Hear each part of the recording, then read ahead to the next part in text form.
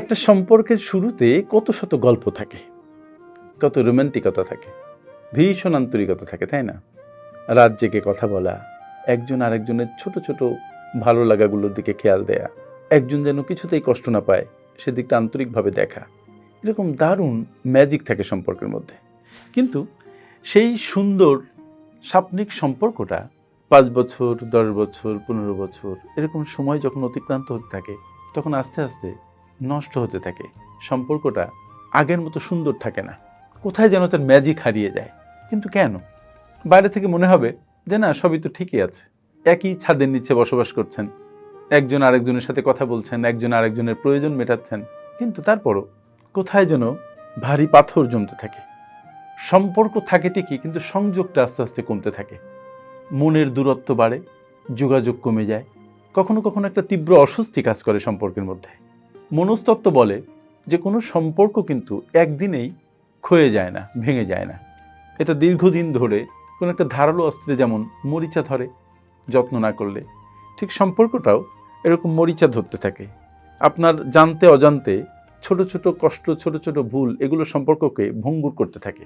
যেটা প্রথমে দৃশ্যমান হয় না, কিন্তু একটা সময় পরে যে সেটা দারুণ দৃশ্যমান হয় এবং সম্পর্কটা তার মধ্যে নষ্ট করে ফেলে। এই যে ছোট ছোট ভুল, ছোট ছোট অযত্ন সম্পর্কটাকে নষ্ট করে ফেলে, এটা কিন্তু আমরা নজরেই আনি না বা আমলে নেই না। কিন্তু আপনি আমি আমলে না নিলে কি হবে? সম্পর্কটা কিন্তু নষ্ট হচ্ছে। আজকে এই ভিডিওতে আমি 3টা এরকম ভুলের কথা আপনাদের একটু স্মরণ করিয়ে দেই, যেটা দেখবেন যে আপনি আমি চলার পথে, আমাদের দাম্পত্যে আমরা নিজেরাও ভুলগুলো করছি।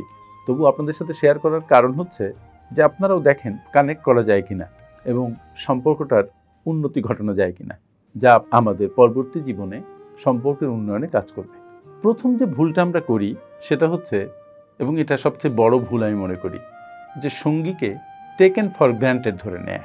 ধরুন একসাথে বসবাস করছেন, হাজব্যান্ড যদি কাজ করেন তাহলে বাইরে এসে স্ত্রীকে পাচ্ছেন, স্ত্রী কাজ করলে বাসায় এসে হয়তো হাজব্যান্ডকে পাচ্ছেন, মানে গা সহ একটা সম্পর্ক হয়ে যায় এবং পরবর্তীতে মনে হয় যে সে তো আছেই আমার জন্য। That is taken for granted. একটা কথা আছে যে সে আছে, আপনি, সে কোথাও যাচ্ছে না, এটা আপনি নিশ্চিত। সেজন্যই আপনার মনের মধ্যে একটা জিনিস আসতে পারে যে আপনি যত্ন করলেও সে থাকবে, অযত্ন করলেও থাকবে, ছোট ছোট ভুল করলেও থাকবে, বকাবকি করলেও থাকবে, তার দিকে খেয়াল না রাখলেও থাকবে। এই যে টেকেন ফর গ্র্যান্টেড অ্যাটিটিউড, এটা সবার মধ্যেই কাজ করে, কিন্তু এটা ক্ষতির অন্যতম বড় কারণ হয়ে দাঁড়ায়। ধরুন আপনি আপনার সঙ্গী যদি ভালো করে সাজতো বা একটা সুন্দর ড্রেস পরতো, তাহলে আগে আপনি তার প্রশংসা করতেন, তাই সে ছেলে হোক বা মেয়ে হোক। কিন্তু এতদিন পরে আপনি আর প্রশংসা করেন না, আপনি ভুলে গেছেন। তার ছোট ছোট কাজের আপনি স্বীকৃতি দিতেন, এখন দেন না। আগে সে একটু ব্যথা পেলে আপনি উফ করে উঠতেন, এখন তার পা মচকে গেলেও আপনি উফ করে ওঠেন না। মানে ইমোশনাল যে ম্যাজিক্যাল অ্যাসপেক্টটা, এটা কমে যায় মূলত টেকেন ফর গ্র্যান্টেড ধরে নেওয়ার কারণে। এটা কারো দোষ, এটা আমি বলি না। পথ চলতে চলতে এই অবস্থা অস্বাভাবিক নয়, কিন্তু এই অবস্থা থেকে বের হয়ে আসা যায় যদি জাস্ট তার উল্টোটা করেন। ছোট ছোট বিষয়টা খেয়াল রাখা, সঙ্গীর কষ্টের দিকটা বিবেচনায় নেয়া, সমব্যথী হওয়া। যেমন আমার একটা গান ছিল, মমতাজ গেয়েছিল, জীবন সাথী পাইলাম আমি, ব্যথার ব্যথী পাইলাম না। তার মানে মানুষ কিন্তু জীবন সাথী চায় বটে, কিন্তু পাশাপাশি ব্যথার ব্যথী চায়। যখনই আপনি টেকেন ফর গ্র্যান্টেড ধরে নেন, তখন আপনি আর কারোর ব্যথার ব্যথী হন না। এই জায়গাটা সবার রিপেয়ার করা দরকার, আবার কনসেন্ট্রেট করা দরকার। আরেকটা ব্যাপার, টেকেন ফর গ্র্যান্টেড ধরে নিলে ধরুন আপনার ভালোবাসা প্রকাশ করার বিশেষ কোনো দরকার হয় না, আমি সেটা মনে করি। কিন্তু একটা মজার ব্যাপার হচ্ছে, ঘৃণা কিন্তু বা ঝগড়া আমরা প্রকাশ করে ফেলছি, কিন্তু ভালোবাসাটা প্রকাশ করছি না। কিন্তু মনে রাখতে হবে, ভালোবাসাটাই প্রকাশ করার জিনিস মূলত। যেমন অনেক আগে আমি যখন ইউনিভার্সিটিতে পড়তাম, আমাদের এক বড় ভাই এবং তার ওয়াইফ, তাদের সাথে আমার যোগাযোগ ছিল। তো একদিন কথায় কথায় ভাই, আমি আর ওই ভাবি বসে কথা বলছিলাম। তো ভাবি বলছিলেন যে তোমার ভাই আমাকে অনেক ভালোবাসে আমি জানি, কিন্তু কখনো সে মুখে বলে না, এবং তার মধ্যে একটা অতৃপ্তি ছিল যেটা এখন বোঝা যায়। তাহলে দেখেন, ভালোবাসে সে জানে, কিন্তু সে এক্সপেক্ট করে যে তার হাজব্যান্ড তাকে বলুক যে সে তাকে ভালোবাসে। যাও, টেকেন ফর গ্র্যান্টেড, এই জিনিসটা একটু আবার রিথিঙ্ক করা দরকার। এরপরে যে পয়েন্ট আলোচনা করব সেটা হচ্ছে সক্রিয় শ্রোতা না হওয়া। ধরুন আপনি একটা মেয়ে, বাইরে কাজ করেন, অফিসে কাজ করেন, সন্ধ্যায় বা সন্ধ্যার পরে আপনি বাসায় ফিরলেন, আপনার হাজব্যান্ডও বাসায় ফিরলেন, দুজনেই অনেক কিছু এনকাউন্টার করেছেন সারাদিন। একজন চান আরেকজনের কাছে তার সারাদিনের ফিরিস্তি দিতে বা উল্লেখযোগ্য ঘটনাগুলো বলতে, অপরপক্ষ তাই চান। তাহলে যেটা হয় সেটা হচ্ছে যে মোবাইল ফোনটা রেখে দুজন একটা আলাপচারিতায় মেতে ওঠা, সারাদিনের প্রবলেমগুলো কিভাবে হ্যান্ডেল করা হয়েছে, কোথায় কেউ কষ্ট পেয়েছে, কোথায় আনন্দ পেয়েছে, সেটা শেয়ার করলে একটা সংযোগ ঘটলো দুজনের মধ্যে।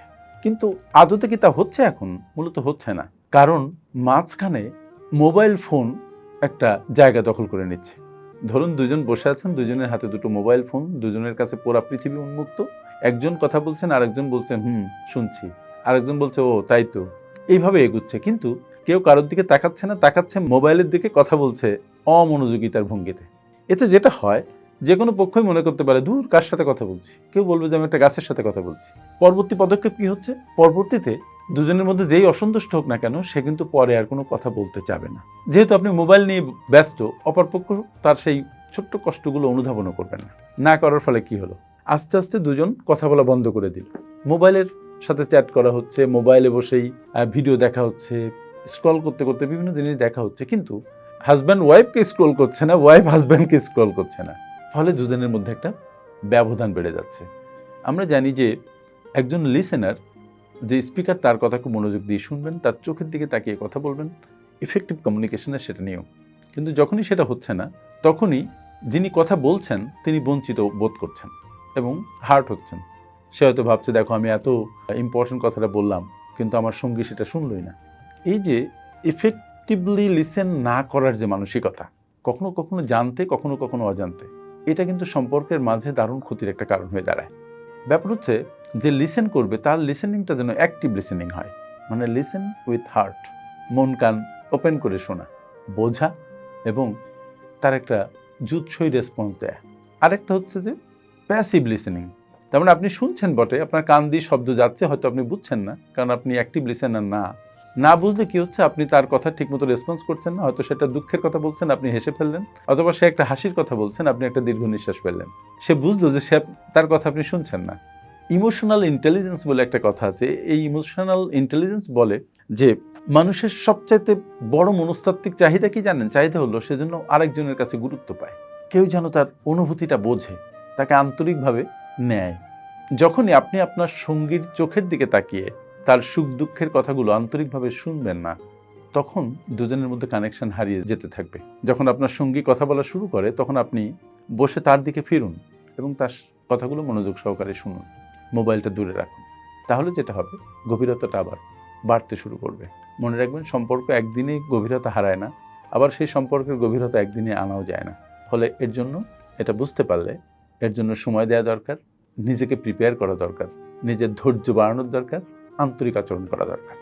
3 নম্বর একটা ভুল আছে, সেটা হচ্ছে ইমোশনাল উইথড্রল, নিজেকে গুটিয়ে নেওয়া। যেটা এই যে নিজেকে গুটিয়ে নেয়া, এই যে একটা ভুল, এই ভুলটা খুবই খুবই মারাত্মক। এই ভুলটাকে সাইকোলজিতে বলা হয় স্টোন ওয়ালিং, মানে দেয়াল তুলে দেয়া। সম্পর্ক ভঙ্গুর হতে হতে এমন একটা পর্যায়ে চলে যায় যে একজন মনে করে যে না, কথা বলে লাভ নেই, এই সম্পর্ক আর জোড়া লাগবে না, কোনোভাবে সংসার করে যেতে হবে, কারণ বাচ্চারা আছে। এই যে স্টোন ওয়ালিং, মানে আপনি আপনার সামনে একটা দেয়াল তুলে দিলেন, আপনি নীরব থাকলেন। এই যে নীরবতা, এই নীরবতা কিন্তু রাগের চাইতেও ভয়ঙ্কর। যতক্ষণ আপনার সঙ্গীর উপরে আপনার প্রচণ্ড রাগ থাকবে, মনে করবেন সেখানে ভালোবাসাও বসবাস করছে। আর যদি রাগ না থাকে, তাহলে অনুরাগের স্থান কমে গেছে। তার মানে আপনার সঙ্গী আপনার থেকে দূরত্ব তৈরি করে ফেলেছে অলরেডি মনে মনে। একসময় সে অভিমান করত, একসময় সে আপনি কোনো ভুল করলে রিয়্যাক্ট করত, সে এখন রিয়্যাক্ট করা বন্ধ করে দিয়েছে, সে এখন কোনো কথা বলে না। হয়তো দুজনের মধ্যে এমন অবস্থা হয়েছে, এক রুমে না ঘুমিয়ে দুজন দুই রুমে ঘুমাচ্ছেন, দিনের পর দিন কেউ কারোর দিকে তাকাচ্ছেন না, কথা বলছেন না। It is deadly. তার মানে সম্পর্কটা মৃতপ্রায়। এই মৃতপ্রায় সম্পর্কটাকে যদি আবার জীবন্ত করতে হয়, তাহলে এই যে 3টা পয়েন্ট বললাম, আরও অসংখ্য পয়েন্ট হয়তো থাকবে। এই যে প্রথমে বলেছি টেকেন ফর গ্রান্টেড ধরে নেয়া, দ্বিতীয় পয়েন্ট হচ্ছে মনোযোগী শ্রোতা না হওয়া, আর তৃতীয় যে পয়েন্টটা আমি এখন আলোচনা করছি সেটা হচ্ছে যে নিজেকে গুটিয়ে নেয়া, উইথড্র করা, ইমোশনাল উইথড্রল। এই যে ইমোশনাল উইথড্রল, এটা হয়ে গেলে বুঝতে হবে যে দুজনের মধ্যে, আমেরিকা রাশিয়ার মধ্যে কোল্ড ওয়ার চলছে, মারাত্মক অভিমান। অভিমানও কখনো কখনো ভালো, এটা মোর দ্যান অভিমান, মানে একজন আরেকজন থেকে দূরে সরে যাওয়া গ্র্যাজুয়ালি। অনেকে ভাবেন যে ঝগড়া এড়ানোর জন্য চুপ থাকা ভালো। ইয়াস, আমি মাঝে মাঝে ভাবি, কিন্তু মনস্তাত্ত্বিক সত্য কি জানেন? রাগের চাইতে এই নীরবতা সম্পর্কের গভীরতা নষ্ট করার জন্য, একজনের প্রতি আরেকজনের ট্রাস্ট নষ্ট করার জন্য খুব বড় অনুঘটকের ভূমিকা পালন করে। এটা কিন্তু সঙ্গীর মনে এক ধরনের মেন্টাল রিজেকশন, তৈরি করে দেয়। আর রিজেকশন তো বুঝতেই পারছেন, রিজেকশনের উল্টা হচ্ছে অ্যাকসেপ্টেন্স, মানে আপনি আপনার সঙ্গীকে গ্রহণ করছেন, তার পরিবর্তে এখানে আপনি রিজেক্ট করছেন, কিন্তু আপনি কিছু বলছেন না। দ্যাট ইজ সম্পর্কটা ভঙ্গুর হয়ে গেছে। কিন্তু বাচ্চা কাচ্চারা কারণে, বিভিন্ন সামাজিক অবস্থার কারণে, বয়সের কারণে, আর্থিক অবস্থার কারণে একই ছাদের নিচে দুজন আছেন, বাট এটা কোনো সম্পর্ক নেই বললেই চলে। বাট এটা রিনিউয়েবল, এটা আবার জোড়া লাগানো সম্ভব, আবার প্রথম পর্যায়ে না হলেও মোটামুটি ভালো একটা সম্পর্কের মধ্যে নিয়ে যাওয়া সম্ভব, টলারেবল একটা সম্পর্কের রূপান্তর সম্ভব। কিন্তু তার জন্য কাজ করতে হবে, বুঝতে হবে দুজনকে। যে কোনো একজন বুঝে ইনিশিয়েটিভ নিতে হবে, আর একজন হয়তো তাকে ফলো করবে। বন্ধুরা, একটা বাড়ি, যে বাড়িতে ধুলো ময়লা জমে থাকে, যদি সেটা পরিষ্কার না করেন তাহলে ধুলো ময়লা আরও জমতে থাকে। সম্পর্কটাও তেমন, প্রথমে পরিষ্কার থাকে, পরে ধুলো ময়লা জমতে থাকে, এবং কাজ হয়ে দাঁড়ায় দুজনেরই ধুলো ময়লাগুলো পরিষ্কার করে সম্পর্কটা আগের মতন অবস্থায় নিয়ে যাওয়া। কিন্তু অধিকাংশ ক্ষেত্রে আমরা পারিপার্শ্বিক বিভিন্ন চাপ, বিভিন্ন মনস্তাত্ত্বিক কারণ, দুজনের প্রতি দুজনের ভুল বোঝাবুঝি, কখনো দুজনের মধ্যে চলমান বিবাদ, সন্দেহ, বিভিন্ন কারণে আমরা একজন আরেকজন থেকে দূরে সরে যাই। কিন্তু একসাথে বসবাস করতে হলে আসলে সম্পর্কের উন্নয়ন দরকার।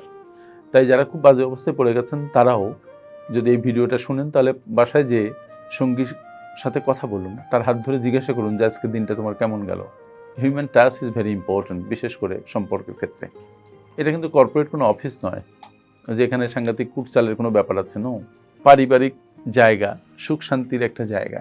এই জায়গাতে ইগোটিগো দূরে সরিয়ে একজন আরেকজনের কতটা কাছে যাওয়া যায়, কতটা সুন্দরভাবে একটা দাম্পত্য লিড করা যায়, তার উপরে নির্ভর করে আপনার বাচ্চারা সংসারে কেমনভাবে মানুষ হবে, আপনার আর্থিক সমৃদ্ধি কেমন হবে, এবং আপনারা কিভাবে রিটায়ার করে একসাথে জীবন কাটাবেন, একে অপরের পরিপূরক হবেন। সুতরাং আমরা সবাই জিনিসটা জানি, তারপর ওই ভুলগুলো করে ফেলি। ভিডিওটা করলাম এই কারণে, সবারই দাম্পত্য জীবনে ঢুকতে হয়, এবং অধিকাংশ ক্ষেত্রে আমরা আমাদের অজান্তে সম্পর্কগুলোকে মলিন করে ফেলি। সুতরাং এদিকে টেক কেয়ার করবেন, এবং এই ভিডিওটা যদি আপনাদের ভালো লাগে অন্যদের সাথে শেয়ার করে দিবেন যারা শুনলে উপকৃত হবে। আর শেষে বলি, আমার সাথে এতক্ষণ আছেন সেজন্য অনেক ধন্যবাদ। এই ধৈর্য ধরে একটা লম্বা ভিডিও শুনলেন। আসসালামু আলাইকুম।